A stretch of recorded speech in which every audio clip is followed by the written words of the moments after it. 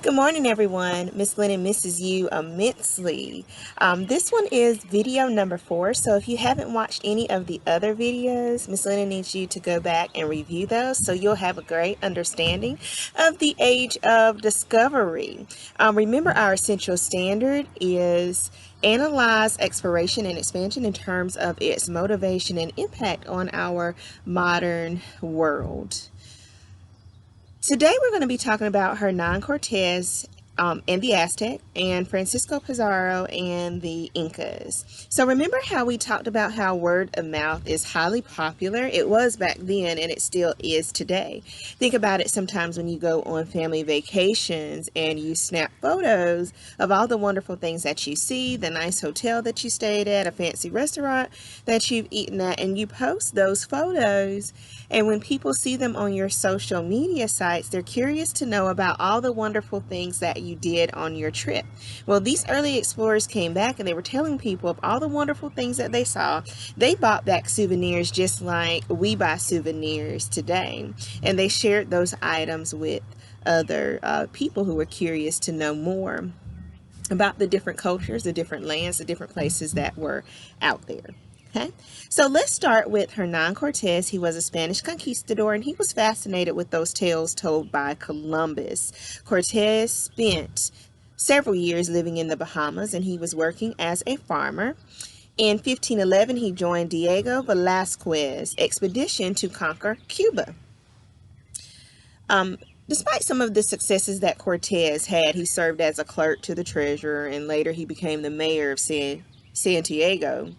He was still hungry for power and greater thrills. He convinced Velázquez, the governor of Cuba at the time, to let him lead an expedition to Mexico. Velázquez canceled this voyage at the last minute. At first they were going, and then Velázquez said, well, no, we're not going to do it. But Cortez ignored Velázquez's orders, which caused them some tension later on. And he set sail with 11 ships and over 600 men. Meanwhile, the Aztec leader is Montezuma II. Over the years, they had been seeing several bad omens. According to Aztec religion, the omens meant that something really bad was going to happen. There were 8 things that they saw. One reported they saw fire in the sky. Some saw a temple burn down. A lightning bolt struck one of their temples. They saw fire across the water. A lake appeared to be boiling. They heard the sound of a weeping woman at night. A strange animal was caught by some fishermen. I believe it was a bird with a mirror in its head. And a 2-headed man was seen. When Cortez and his men landed on the Mexican coast in April 1519, Montezuma did send gifts of gold and chocolate to welcome the Spanish. Although Montezuma did not trust Cortez, he was worried that Cortez might be this god that they were waiting on because of the omens that they saw. According to Aztec mythology, this god would come to earth as a man, and it just so happened that Cortez arrived on the special god's birthday. So Cortez founded a small settlement that would eventually become the city of Veracruz. He also began to get to know the natives there. He brought along a native woman named Donna Marina who worked as an interpreter. Cortez created an alliance with some of the local tribes. We're going to find out why creating alliances are so important to early explorers, especially if they're enemies of the people that they want to conquer. Okay, he conquered some other cities along the way. When Cortez finally arrived in the capital city of the Aztec, he was welcomed with gifts and invited inside. Montezuma was still concerned that Cortez might be a god.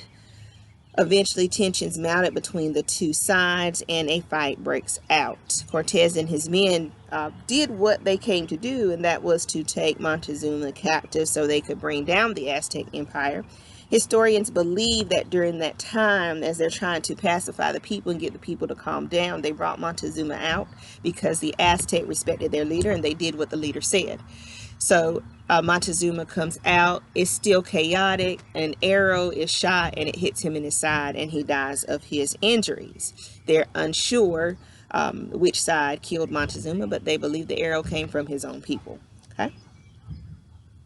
After 3 months of fighting, Cortez finally took control of the city, and he completed his conquest of the Aztec Empire. Now, your packet goes into a little bit more detail, and you're welcome to look up Cortez' adventure because it is very interesting. But I want you to answer number 2 and 5 in the comment section below. Okay? Only 2 and 5. That's the only 2 things that I'm looking for right now.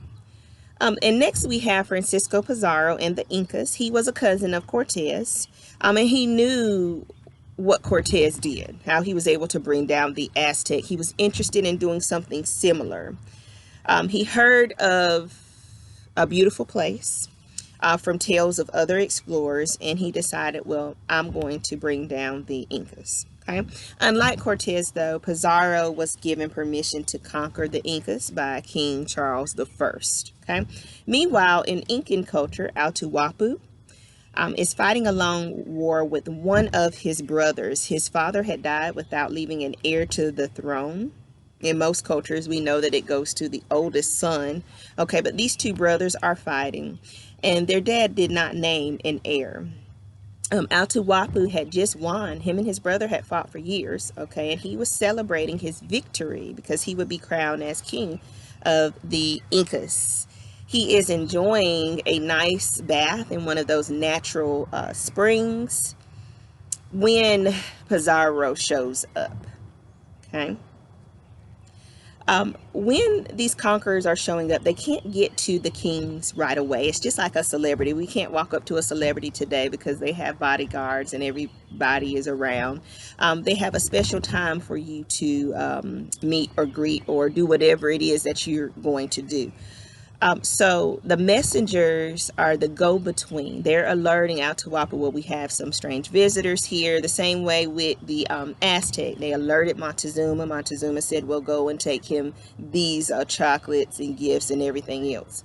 Okay, so that's the same way with Pizarro and the Incas. He can't get to him right away, but then they do have a meeting with each other. I think he might have even tried to embrace him, but they would not allow him to do that. Okay, so Pizarro tricked Atahualpa. He said, let's celebrate your victory. Let's have a big feast since you are now king of the Inca. When the Inca showed up, of course, they were thinking that they were going to have a party, so they bring food in their arms, but here are the Spaniards with these weapons and cannons and horses and things that the Incan people were not used to seeing. Okay, so Atahualpa was taken hostage. You know that chaos is going to break out, and the Incas are going to see, you know, people getting shot and know, oh my gosh, what can we do in a situation like this? It is more of the Incan people. There's over 4,000 people there at this feast.